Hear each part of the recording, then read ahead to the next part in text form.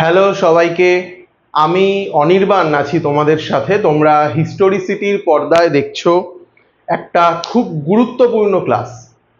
সদ্য তোমাদের মাধ্যমিক পরীক্ষা শেষ হয়ে গিয়েছে। এখন তোমরা একাদশ শ্রেণীর ভর্তির জন্য প্রস্তুতি নিচ্ছ। কি নেবে, আর্টস নেবে, সায়েন্স নেবে না কমার্স নেবে, সেই নিয়ে ভিডিও আমি একটা এর আগেই আপলোড করে দিয়েছিলাম। তোমরা এই চ্যানেলের ভিডিও সেকশনে গিয়ে সেই ভিডিওটা কিন্তু দেখে আসতে পারো। আর আজকের যে ভিডিওটা রয়েছে, এই যে ক্লাসটা, এখানে আমরা খুব গুরুত্বপূর্ণ একটা বিষয় আলোচনা করব। ঠিক আছে, কি বিষয় আমরা এখানে আলোচনা করব? আমরা আলোচনা করব আর্টস নিয়ে। আমি এখন থেকে প্রত্যেক দিন একটি করে ভিডিও আপলোড করব। একটি হবে আর্টস নিয়ে, একটি হবে বায়োসায়েন্স নিয়ে, একটি হবে ইকো সায়েন্স নিয়ে, একটি হবে কমার্স নিয়ে। মানে আর্টসে তোমরা কি কি সাবজেক্ট কম্বিনেশন পাবে, কোন সাবজেক্টগুলো নিয়ে পড়লে ভবিষ্যতে ভালো জায়গায় প্রতিষ্ঠিত হতে পারবে, এবং কোন সাবজেক্টগুলোতে ভালো নাম্বার ওঠে, মানে কোন সাবজেক্টগুলো স্কোরিং সাবজেক্ট, এবং কোন সাবজেক্টগুলো স্কুল তোমাদের চাপিয়ে দিতে চেষ্টা করবে কিন্তু তোমরা সেই সাবজেক্টগুলো নিলে খুব বিপদে পড়বে। তো এটা নিয়ে বিস্তারিত আলোচনা করব। আর আজকের যে বিষয় তা হলো আর্টস। আর্টস নিয়ে আমরা সমস্ত কিছু আজকে জানবো। এই আর্টস পড়ে কি হবে, আর্টস তুমি কেন পড়বে, এবং আর্টসের কোন কোন বিষয় রয়েছে, কি কি কম্বিনেশন রয়েছে, কি নিলে ভালো কি নিলে খারাপ, আর্টস পড়ে তুমি আদৌ প্রতিষ্ঠিত হতে পারবে কিনা, যাবতীয় সমস্ত কিছু এই একটা ভিডিওতেই আলোচনা করা হবে। তাই ভিডিওটা কিন্তু মন দিয়ে দেখবে, স্কিপ না করে মন দিয়ে দেখো, এবং বন্ধুদের মধ্যে একটু শেয়ার করে দিও ভিডিওটা, তাহলে তাদেরও সুবিধা হবে। ঠিক আছে, দেখো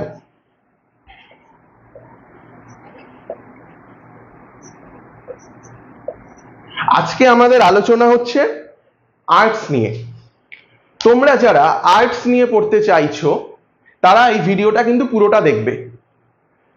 প্রথমে একটা কথা বলে রাখি, দেখো আমাদের সমাজে একটা বলতে পারো মিথ রয়েছে যে যারা সায়েন্স নিয়ে পড়াশোনা করে তারা প্রচন্ড ভালো ব্রেনের অধিকারী হয়, যারা কমার্স নিয়ে পড়াশোনা করে তারা মোটামুটি ব্রেনের অধিকারী হয়, আর যাদের মাথায় কিছু ঢোকে না তারা বোধহয় আর্টস নিয়ে পড়ে।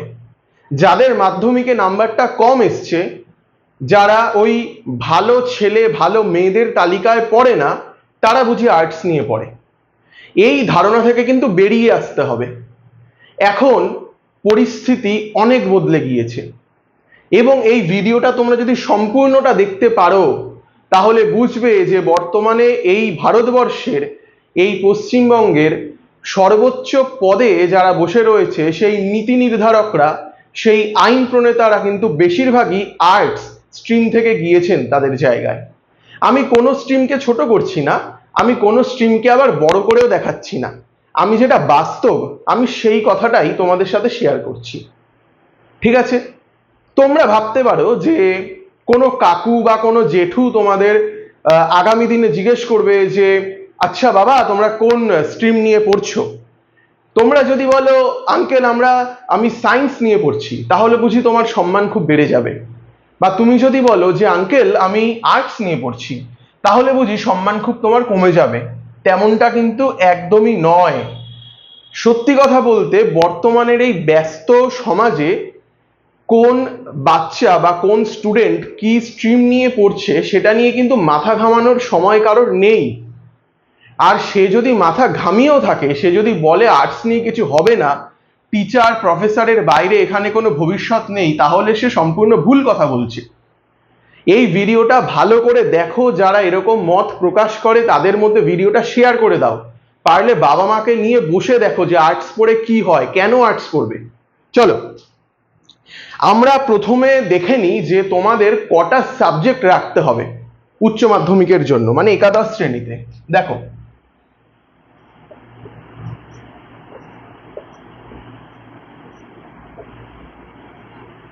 তাহলে কি দেখলে, টোটাল সাবজেক্ট তোমাদের কিন্তু রাখতে হবে মোট 6টা। বেস্ট অফ 5 কাউন্ট হবে, সব থেকে ভালো তোমরা যে 5টা বিষয় নাম্বার পাবে সেটা কাউন্ট হবে, কিন্তু তোমাদের বিষয় রাখতে হবে কটা? 6টা মোট। কি কি বিষয় রয়েছে আর্টসে একটু দেখে নাও, অনেকগুলো বিষয়। চলো এক এক করে আমরা দেখি। 1, বেঙ্গলি। একে আমরা দেখছি কি বেঙ্গলি রয়েছে, এটা কিন্তু কম্পালসারি, এইটা তোমাদের রাখতেই হবে, সে তুমি আর্টস নিয়ে পড়ো, তুমি সায়েন্স নিয়ে পড়ো, কি তুমি কমার্স নিয়ে পড়ো। 2 নম্বরে ইংলিশ।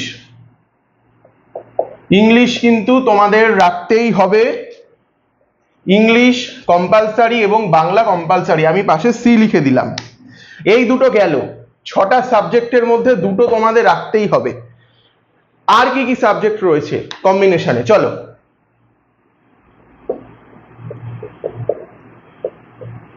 হিস্টোরি রয়েছে তোমাদের, হিস্ট্রি, ইতিহাস 3 নম্বর সাবজেক্ট হিসেবে। আর কি সাবজেক্ট তোমাদের রয়েছে চলো দেখে নি। 4 নম্বর পলিটিক্যাল সায়েন্স।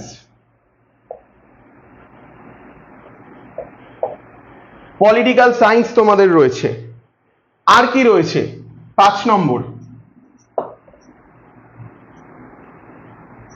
আর রয়েছে তোমাদের জিওগ্রাফি, ভূগোল, খুব দুর্দান্ত একটা সাবজেক্ট, ভূগোল রয়েছে। আর কি রয়েছে? আর রয়েছে দর্শন বা ফিলোসফি।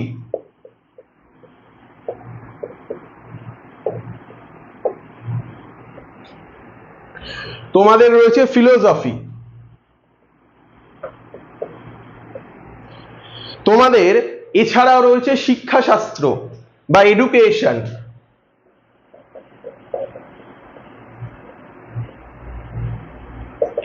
এডুকেশন, শিক্ষাশাস্ত্র।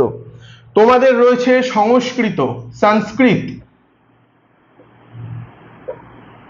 সংস্কৃত রয়েছে। তোমাদের আর কি রয়েছে? তোমাদের রয়েছে কম্পিউটার অ্যাপ্লিকেশন, খুব ভালো একটা সাবজেক্ট, আমি শর্টে লিখছি কম্পিউটার অ্যাপ্লিকেশন। আর তোমাদের কি রয়েছে? আর রয়েছে নিউট্রিশন, নিউট্রিশন। আর কি রয়েছে? আর রয়েছে তোমাদের ফিজিক্যাল এডুকেশন, ফিজিক্যাল এডুকেশন। আর তোমাদের রয়েছে ইএনভিএস, এনভায়রনমেন্টাল সায়েন্স। আর তোমাদের রয়েছে ইএনভিএস বা এনভায়রনমেন্টাল সায়েন্স। আর কি রয়েছে? 13 নম্বর সাইকোলজি।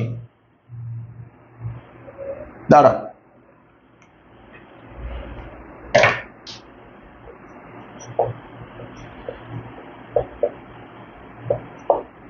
আর তোমাদের রয়েছে সাইকোলজি।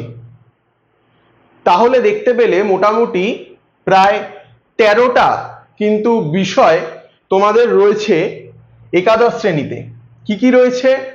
বেঙ্গলি রয়েছে, ইংলিশ রয়েছে, হিস্ট্রি রয়েছে, পলিটিক্যাল সায়েন্স রয়েছে, জিওগ্রাফি রয়েছে, ফিলোসফি রয়েছে, এডুকেশন রয়েছে, সংস্কৃত রয়েছে, কম্পিউটার অ্যাপ্লিকেশন রয়েছে, নিউট্রিশন রয়েছে, ফিজিক্যাল এডুকেশন রয়েছে, এনভায়রনমেন্টাল সায়েন্স রয়েছে, সাইকোলজি রয়েছে। এবার বিষয়টা হচ্ছে দেখো, তোমাদের কিন্তু বাংলা এবং ইংরেজি এই দুটো কিন্তু নিতেই হবে কম্পালসারি। দেখো, বাংলা এবং ইংরেজি এই দুটো সবাইকে নিতে হবে কম্পালসারি। এই দুটো বাদ দিয়ে আরো কিছু তোমাদের সাবজেক্ট নিতে হবে, মোট 4টে। আমরা না 2-3টে সাবজেক্টকে এই লিস্ট থেকে একদম বাদ দিয়ে দিই, ঠিক আছে? মানে আলোচনাতে আনবই না। কেন?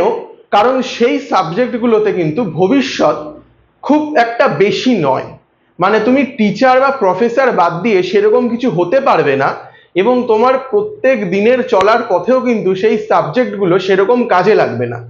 তো সেই রকম 2-3টে সাবজেক্টকে কিন্তু আমরা বাদ দিয়ে দিচ্ছি। দেখো, এই সাবজেক্টগুলো অনেকের ফেভারিট সাবজেক্ট হতে পারে, কিন্তু রাগ করার কোনো কারণ নেই, কারণ এখানে যে বিশাল বিশাল নামি নামি সাবজেক্ট রয়েছে তাদের থেকে সেইগুলো একটু খাটো, তো সেই জন্য আমরা সেগুলোকে বাদ দিয়ে দিচ্ছি। তোমরা চেষ্টা করবে যদি আর্টস নিয়ে পড়ো, আমি এখানে যে সাবজেক্টগুলোকে কেটে দেবো সেই সাবজেক্টগুলো না নিতে।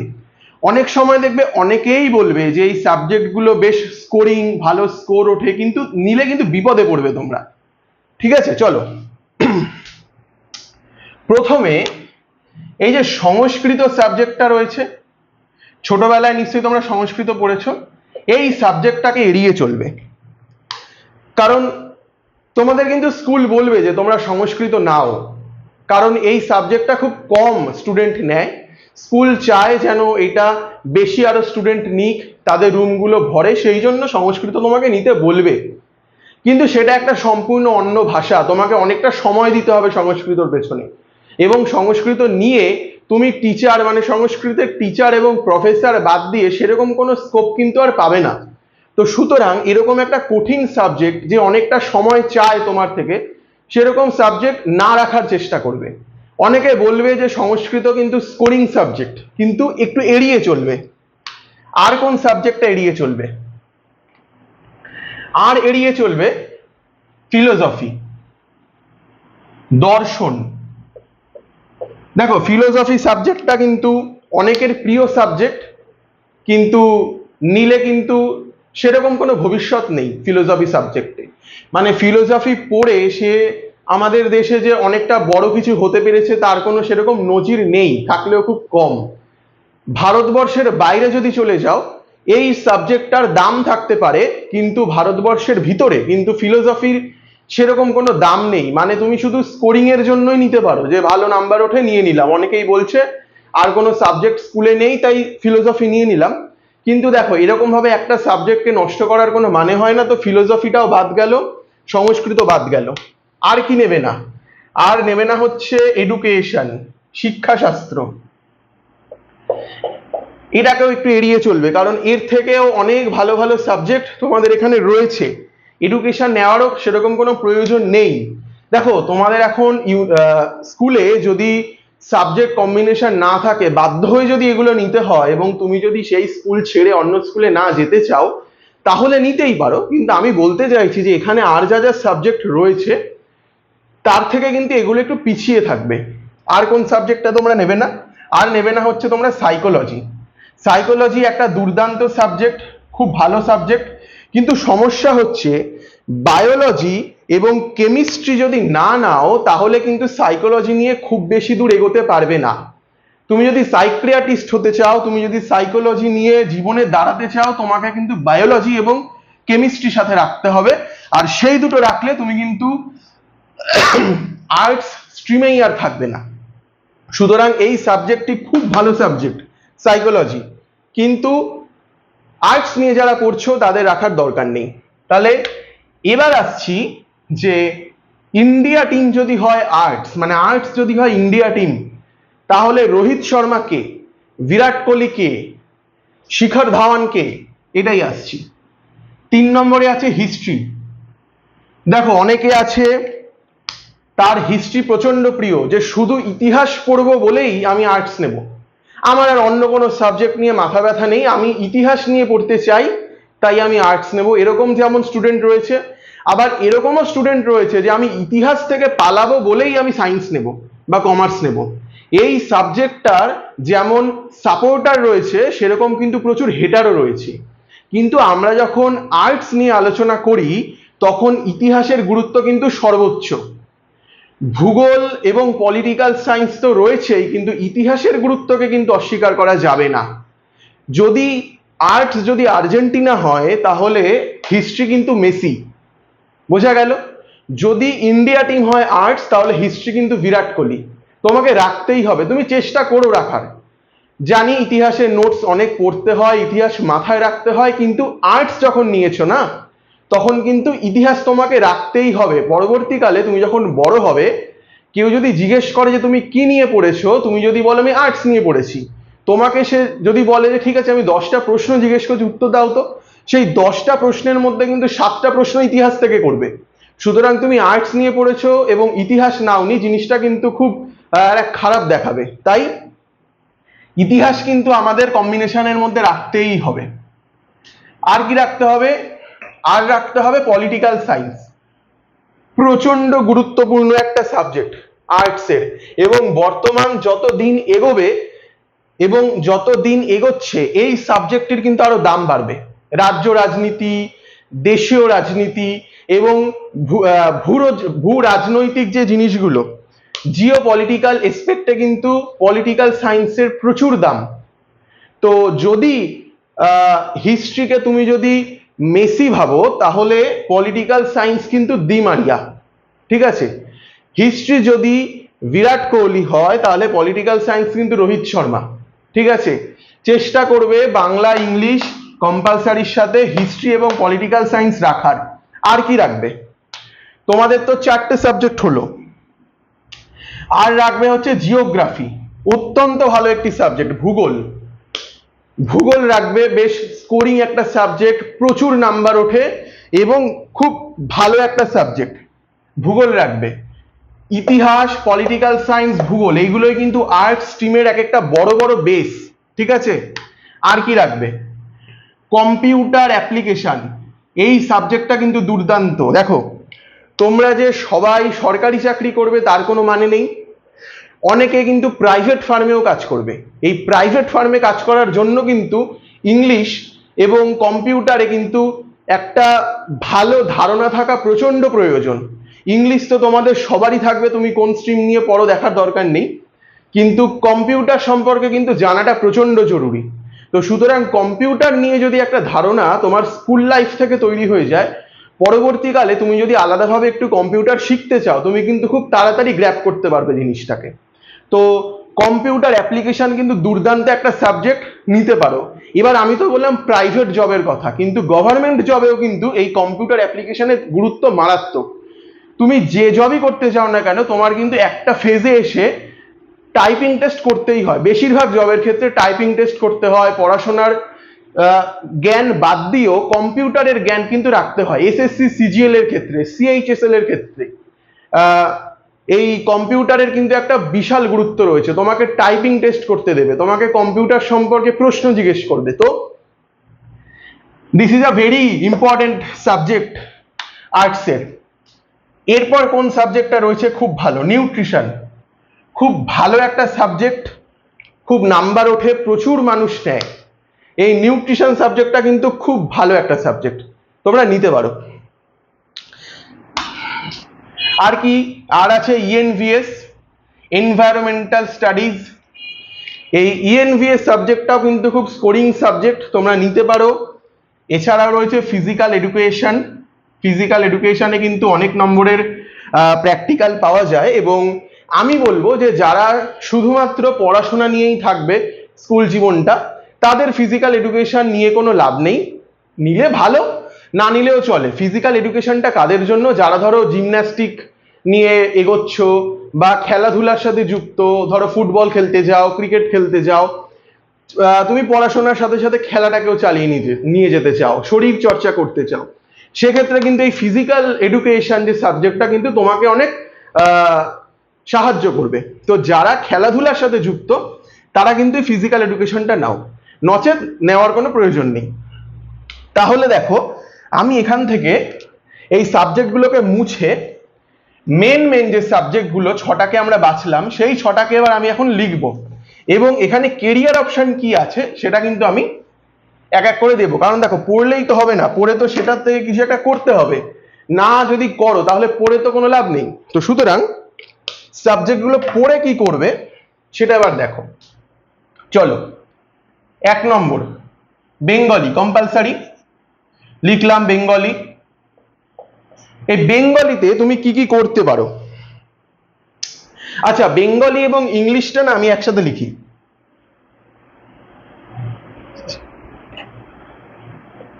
তাহলে ব্যাপারটা বুঝতে তোমাদের সুবিধা হবে। দেখো, বেঙ্গলি এবং ইংলিশ, বেঙ্গলি এবং ইংলিশ এগুলো দিয়ে তোমরা ভবিষ্যতে কি করতে পারবে? শিক্ষক হতে পারো তোমরা। যারা টিচিং লাইনে যেতে চাও, বাংলার যারা শিক্ষক হতে চাও, যারা ইংরেজির শিক্ষক হতে চাও, তারা বাংলা ইংলিশ নিয়ে পড়তে পারো। এছাড়াও তোমরা অধ্যাপক হতে পারো। আচ্ছা, শিক্ষক মানে কিন্তু শিক্ষক শিক্ষিকা দুটোই, আমি কিন্তু সবাইকেই বলছি, ছেলেদেরও বলছি মেয়েদেরও বলছি। শিক্ষক মানে ভেবো না যে মেয়েরা ভাবছে যে আমরা কি তাহলে শিক্ষিকা হতে পারবো না, তা না, শিক্ষক শিক্ষিকা একই, অধ্যাপক অধ্যাপিকা তোমরা হতে পারো। আর কি হতে পারো? গবেষক। দেখো তোমরা গবেষক হতে পারো, এই দুটো বিষয় নিয়ে তোমরা গবেষণা করতে পারো। আর কি হতে পারো, তোমরা স্ক্রিপ্ট রাইটার হতে পারো।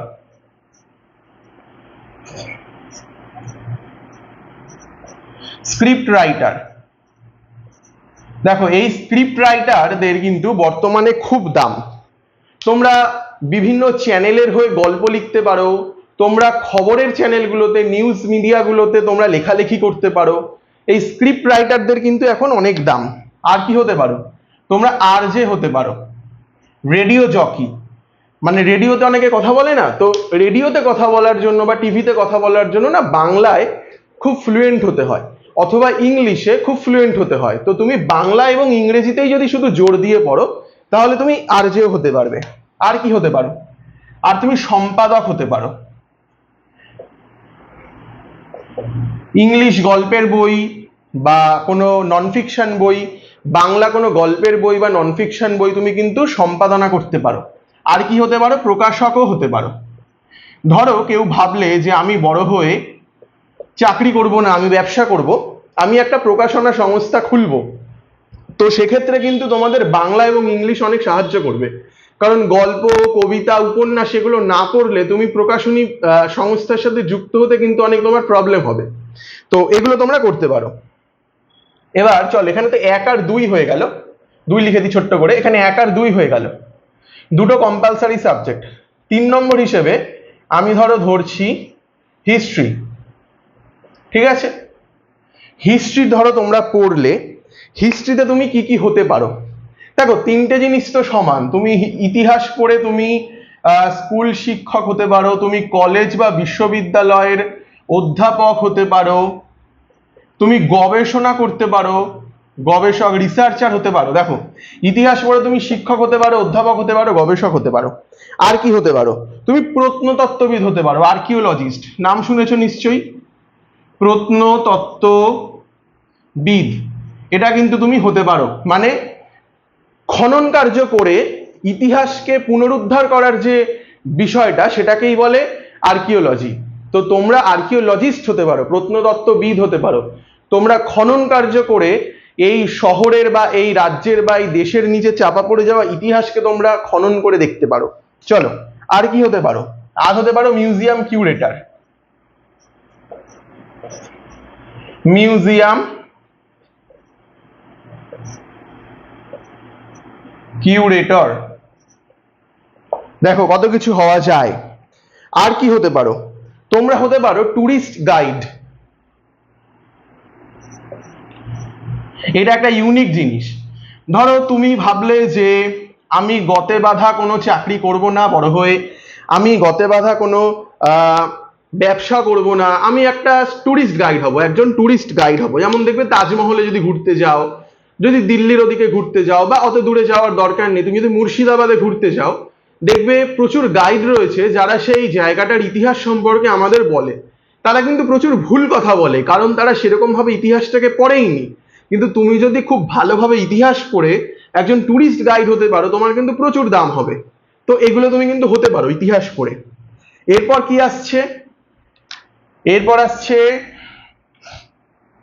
পল সায়েন্স বা পলিটিক্যাল সায়েন্স, অত্যন্ত গুরুত্বপূর্ণ একটি সাবজেক্ট আর্টসের। কি হতে পারো তুমি পল সায়েন্স পড়ে?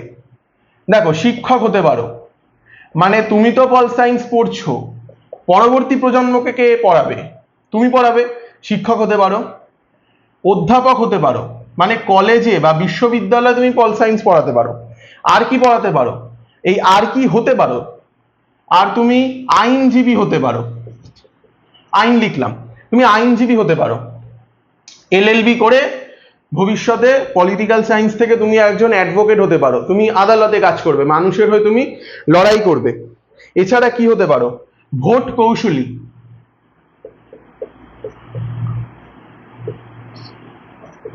মানে এখন দেখবে অনেক ভোট কৌশলীরা বেরিয়েছে, বিভিন্ন রাজনৈতিক দল তাদেরকে হায়ার করে, তারা তাদের মাথায় বুদ্ধি কাটিয়ে দেখে যে কাদের দিকে এখন ট্রেন্ড রয়েছে, কারা জিততে পারে বা কি করলে মানুষ আমাদেরকে ভোট দেবে। তো তোমরা এই ভোট কুশলী হিসেবে যোগ দিতে পারো। বা ইলেকশন অ্যানালিস্ট,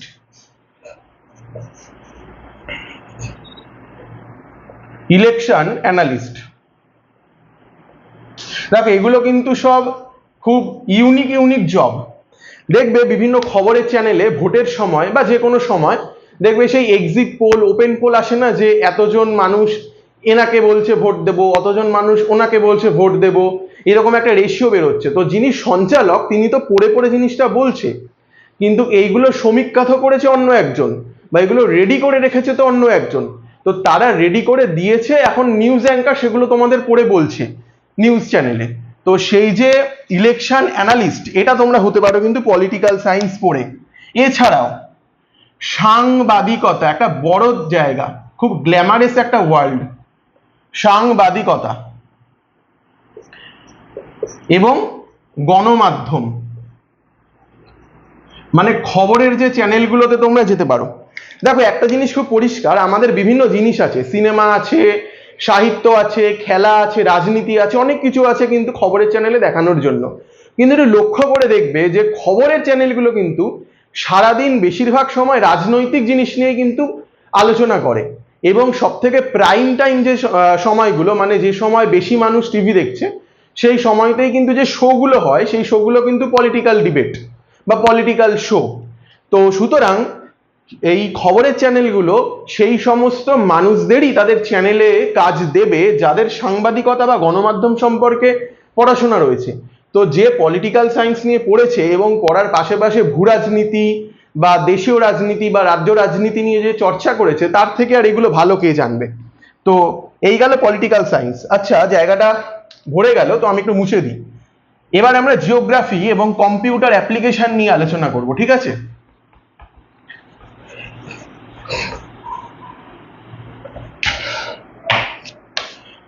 5 নম্বর, ভূগোল। খুব ভালো একটা সাবজেক্ট।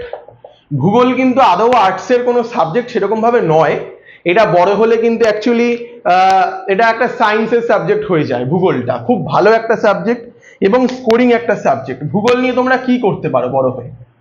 দেখো, শিক্ষক, অধ্যাপক,